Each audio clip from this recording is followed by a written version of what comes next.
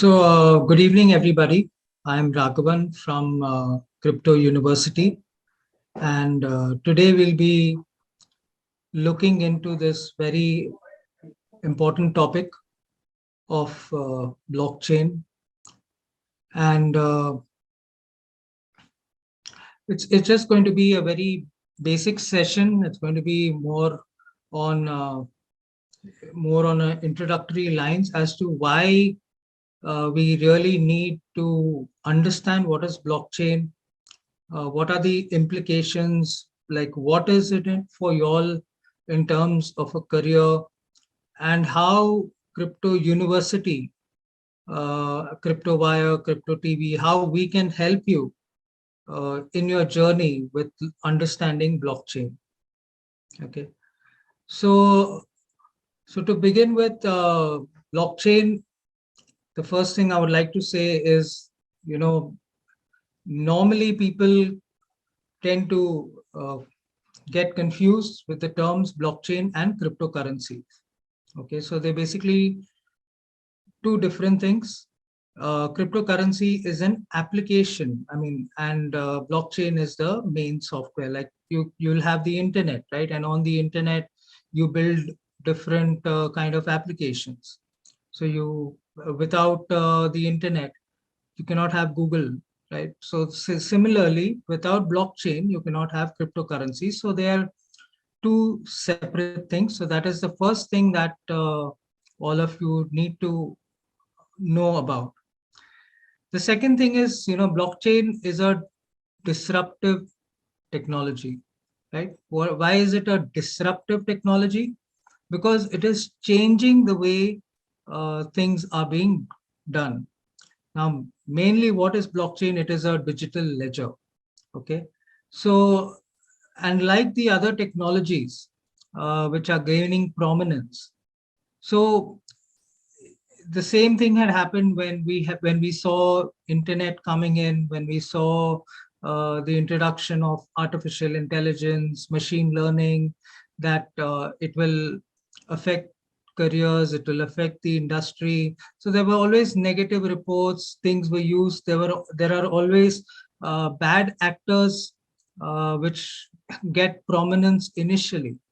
So yes, so the same thing with blockchain as well. But governments, corporations, institutions, all are beginning to understand the great importance that this technology, blockchain, has. So let us try to understand, like, why do we need a digital ledger? What are the problems that it is trying to solve? So we look at what are the current day challenges that corporations or governments or face. So the first thing is that, there is a growth of the trusted third party or centralization. Okay. So what is the meaning of a trusted third party? So trust as a concept, right, is a very integral part to us, to the human race. Without trust, it's very difficult to go through our day-to-day lives. Like you all are studying in this particular institute, Birla Institute of Technology at Patna, and there is a certain amount of trust which you all place in your professors, in the institute, and you all are trusting them that, after you all go through this process, you will have a great career ahead. So now, but what happens is your interaction is on a physical level, but what happens on a digital level? How do you accomplish trust on a digital level, right? And so we do see the growth of many companies. You have banking, you're like in the banking sector, you have banks which play the role of a trusted third party when it comes to the financial transactions that we do. When it comes to things like e-commerce, we have Walmart, we have Amazon, we have Flipkart. So like that, we have many examples where we see that there is a constant growth in the trusted third party, which is leading to decentralization, sorry, to centralization. And what blockchain brings, how does blockchain solve this issue, is that blockchain is a decentralized digital ledger. Okay, so it takes away, it helps to bring in trust without having a central figure. Now, what happens if when there is a central figure, that they become what is called as a power center. They're able to enforce rules and laws upon us. Like, for example, if we take the case of banking, okay, so banks impose a rule saying that if you withdraw more than so many number of times from a particular ATM, we will charge you for every withdrawal over and above that. Or if you keep money less than the stipulated amount, like for some banks it is 1,000 rupees, some banks it is 10,000 rupees. So then they will charge you, they will impose a penalty and on for keeping, low balance. So they're able to enforce rules on us and laws. Like same thing, like, or e-commerce company says, okay, take our premium services, and if you pay that, then we will deliver the goods in 1 day. And if you don't take our premium services, then we will deliver the goods in 3 days, 5 days, 10 days, right? So there is a growth of this power center. And what happens again, as I said, with blockchain, with the decentralization taking into effect. So it is not one person who is taking the decisions. There is a consensus mechanism which is in place in blockchain whereby decisions are taken. And it is not by one person, but by all the participants of the blockchain network. Then what we also see growingly is that if all the resources are placed at one end, right? Like, so you have the banking. So if all the money is in the bank, all you need to do is attack the banks, right? If you want to scam the banks, okay?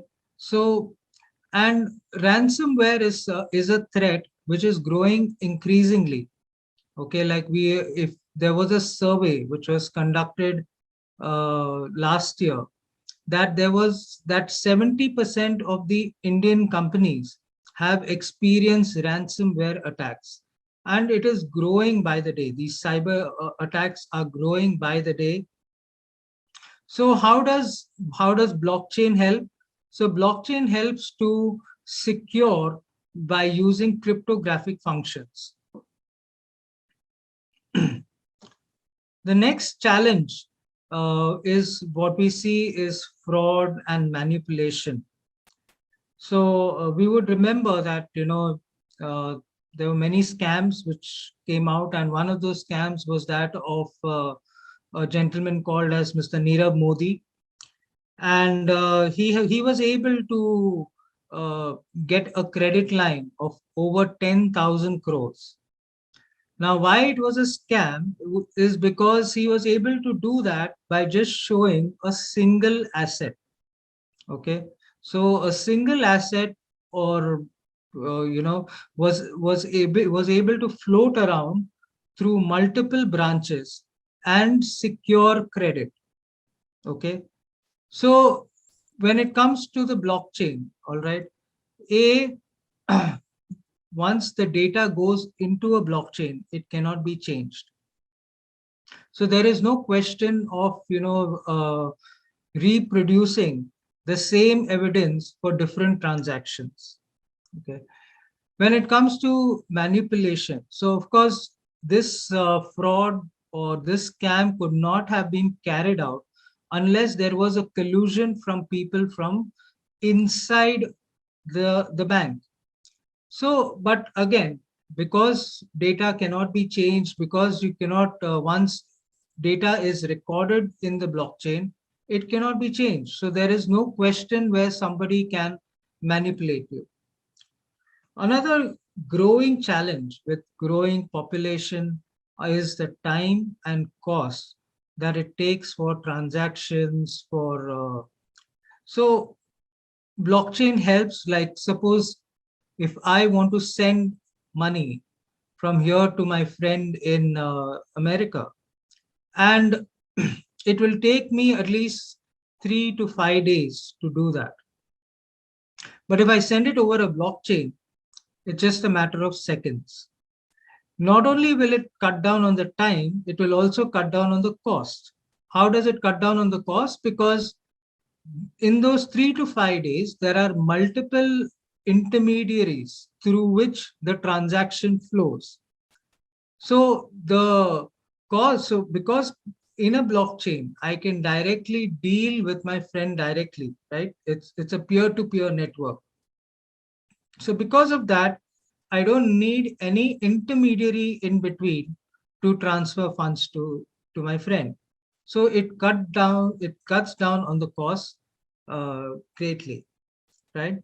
So now let's look at what World Bank, right? So blockchain has got the attention of all the known organizations. So you have World Bank, you have World Economic Forum, you have the UN. So all these organizations are now looking into blockchain. They are researching various aspects of blockchain.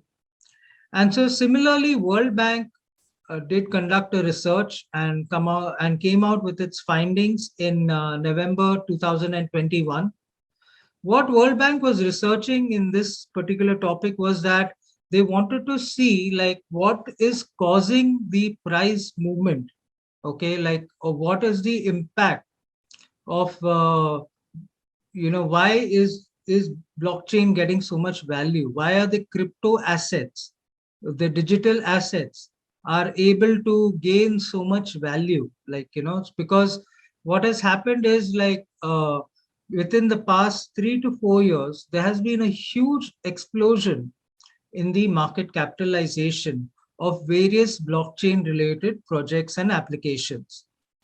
So they wanted to see like if there was any impact of inflation onto the crypto assets, if there was any impact of the US Treasury yields onto the crypto assets, and also they wanted to see if the crypto assets behave very similarly onto the lines of something like a gold market.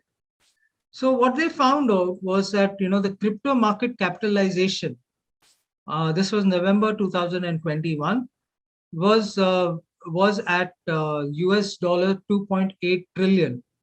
So to understand, like the gold market capitalization, which has been the gold market which has been there for so many decades, okay, where the capitalization is around $10 trillion, within a matter of just a few years, the crypto market capitalization has able to reach 30% of it, right? 2.8 trillion.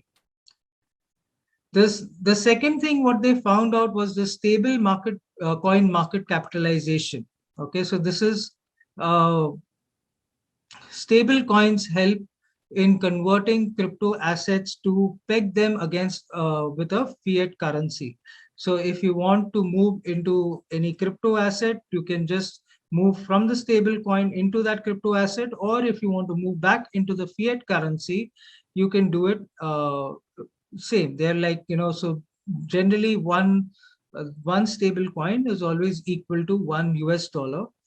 And from like where in the study, what they pointed out was that in the beginning of 2020, the first quarter of 2020, the market capitalization for stable coins was just around a few $1 billion. But by November 2021, it was able to move, I mean, it had moved up to $136 billion. Then the next area they studied was decentralized finance. Decentralized finance is again crypto asset lending and borrowing. without the requirement of intermediaries like banks, etc. And again, similarly, like in the first quarter of 2020, decentralized finance projects were stood at around maybe $10 billion. And by November 2021, the total projects valued up to 190 US dollar. So that is the kind of growth that this market is seeing. That is the kind of importance and new projects, new solutions to various challenges. And so there is a great amount of growing attention which blockchain is receiving. Okay, and we are now in 2022. So probably when another study comes out, we will see that these numbers again would have changed drastically. So now let us look at some, future predictions for blockchain, right, between 2025 and 2030. So we have this report which was published by the World Economic Forum, and this was 2019.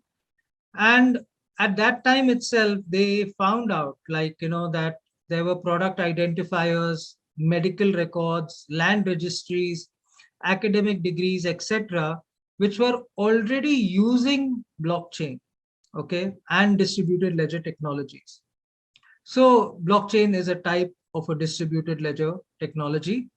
And what at that time itself, they estimated that by 2025, 10% of global GDP would be on the blockchain. Then we have this report, which was published by PwC, PricewaterhouseCoopers. This was in October 2020. And they also wanted to understand what is the impact or what is the potential that this blockchain technology has. And by 2030, they expect the contribution of blockchain to around 1.76 US trillion dollars. Okay, that's roughly around 1.4% of the global GDP, right? And you can see that they have mentioned $66 billion in 2021, but that was their projection at that time in 2020.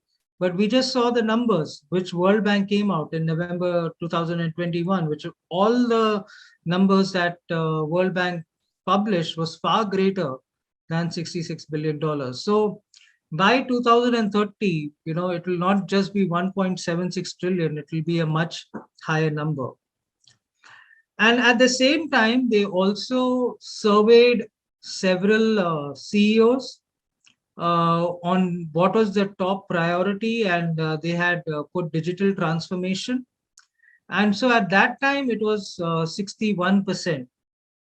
A similar survey by a private firm was conducted in India as well in 2021, and they had surveyed CIOs, okay? And more than 70% of the CIOs had digital transformation as in their top priorities. Okay. So what also this report, which is called as Time to Trust, and I would request everybody to please download this report and go through it, as it will give you some valuable insight. So if we look at this part of India, okay, so they in their report have estimated that blockchain is going to add 3.2 million jobs by the year 2030. So that is the kind of potential that is there and the need to get into blockchain. Okay, so it's not just private organizations, private entities that are looking at blockchain. Even the Indian government has a blockchain strategy in place, and they're very much pursuing it at a fast pace. Okay, so the Niti Aayog, they came out with this report, Blockchain India Strategy, in January 2020. And this report was also followed up with another report in December 2021 by the Ministry of Electronics and Information and Technology. Okay. And they have been studying various proof of concepts. Okay. So they have found that, uh, these are the areas where blockchain application is very much possible. So they have done a lot of proof of concept. So they have identified healthcare. So in healthcare, where they said like probably what a patient needs to do is that they will have all the patient's records onto a blockchain, right? And then that patient then does not need to carry around, all the bulky historical records if he's going from one doctor to another. All the all the thing that the doctor would have to do is to log into the network and just download the reports of this patient and go through the entire history. So similar kind of studies are being done with supply chain, crowdfunding, trade finance, banking, insurance, and even in the academic area. Okay, so where they are looking at how they can disburse scholarship to students via blockchain, right? So that there is no illegality, there is complete transparency. So it is not just area, but also even in the area of governance, where they want to bring about transparency into the entire functioning of the government. So here comes the interesting part. Like, so what is the employment spectrum that blockchain provides? So you'll see that the first two columns are all technical related opportunities that can be availed of once you pursue uh, the career in blockchain, like a blockchain developer, blockchain consultant, blockchain analyst. And what also I would like to draw your attention to is the non technical job space, which is also available.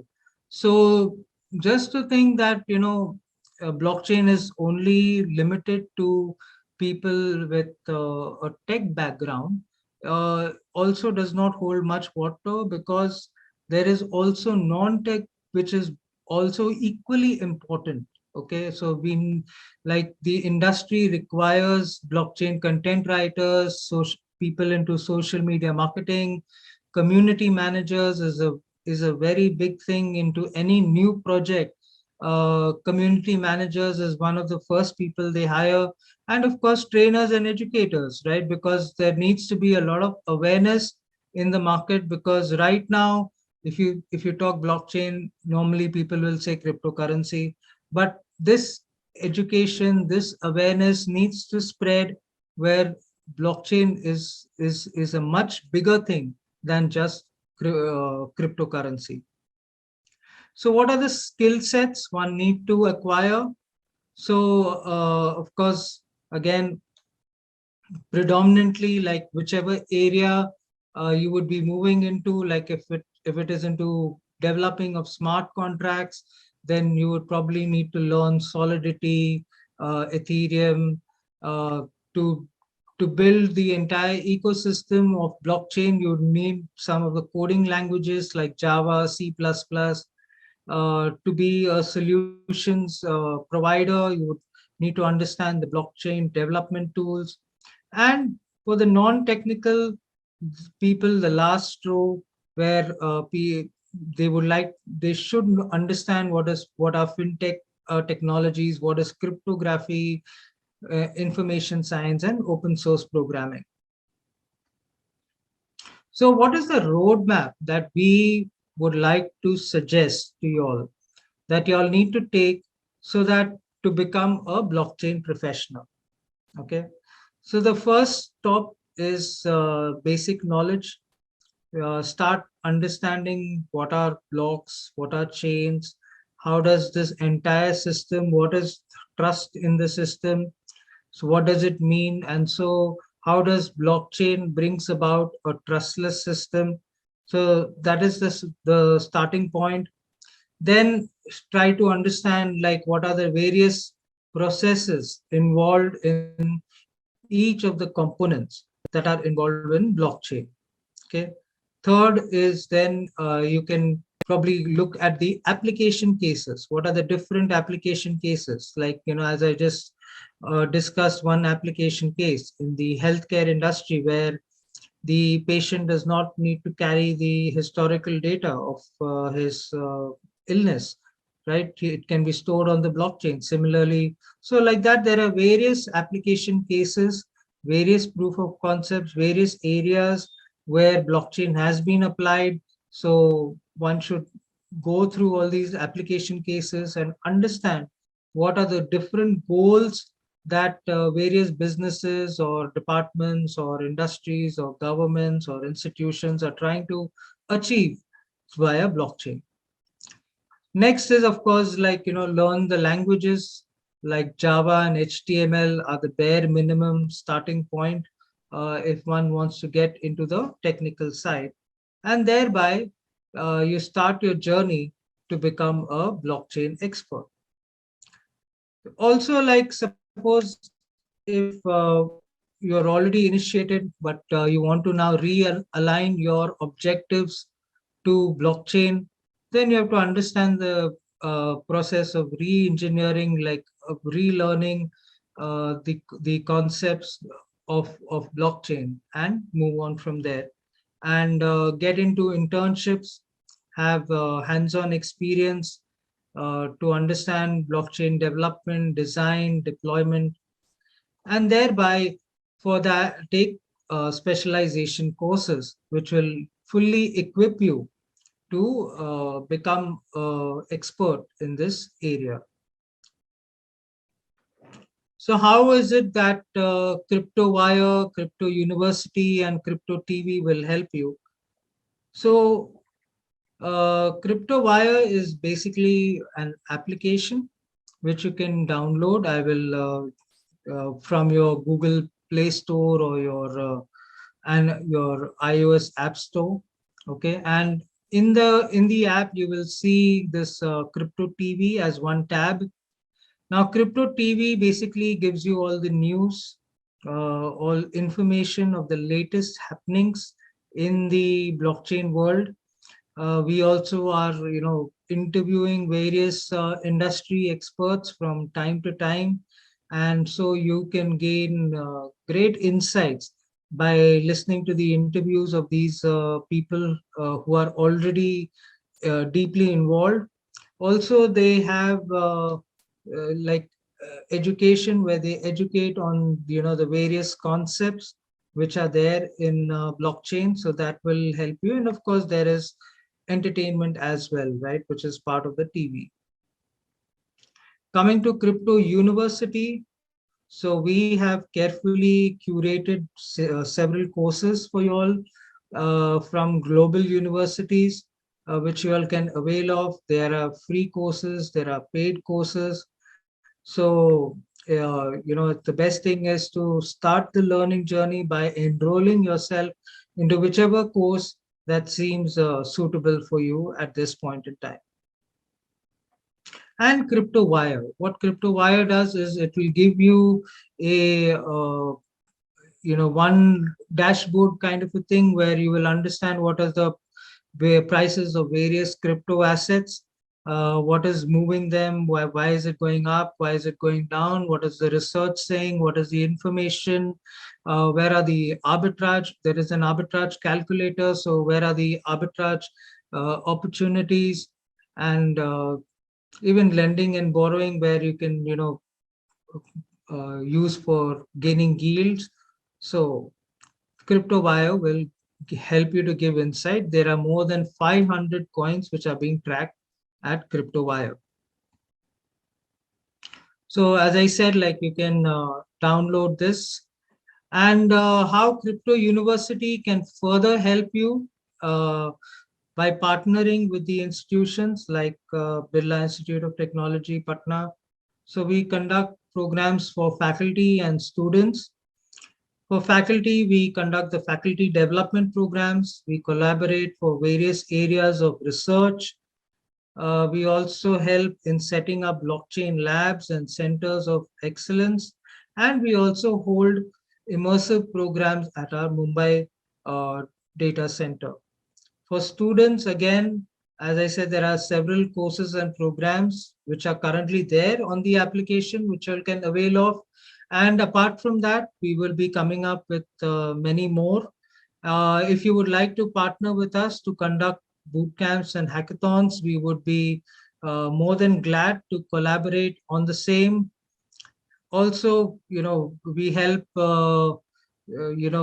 to connect with industry in terms of internship placements depending on the level of understanding of the student, and sponsorship again for students who are very brilliant in what they do. So with this, I would like to welcome you all to the chain, and we can ask if there is any questions, then kindly please ask. We'll try to answer it in the best possible manner. Twinkle Kumari has asked a question that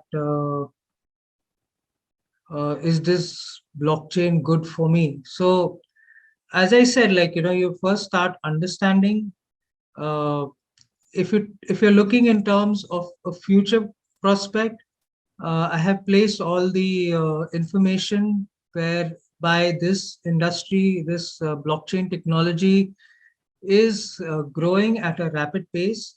The adoption levels, if you see, Facebook also, they have changed from Facebook to Meta to understand the importance of Metaverse.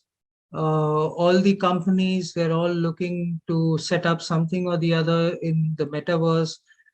Banking sector is looking very deeply into how they can, integrate now in blockchain technology. So yes, I mean, as a career, uh, it is good for everybody. There is, no doubt about that.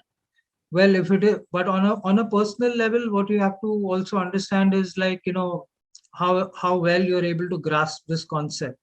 So to understand that, you'll have to start with the first step that I had mentioned, where you'll have to understand what are blocks, what are chains, what has trust to do with the system, and what all you need to go through to become a blockchain expert. And if that is something which you feel speaks to you, then yes, it's absolutely good for you. I hope that answers your question. Welcome. Anyone else has any other questions? If there are no questions, can we then close the session for now? Thank you, everyone, for giving this time, and looking forward for a more fruitful relationship with you all. Thank you. Thank you all. Thank you, Raghavji.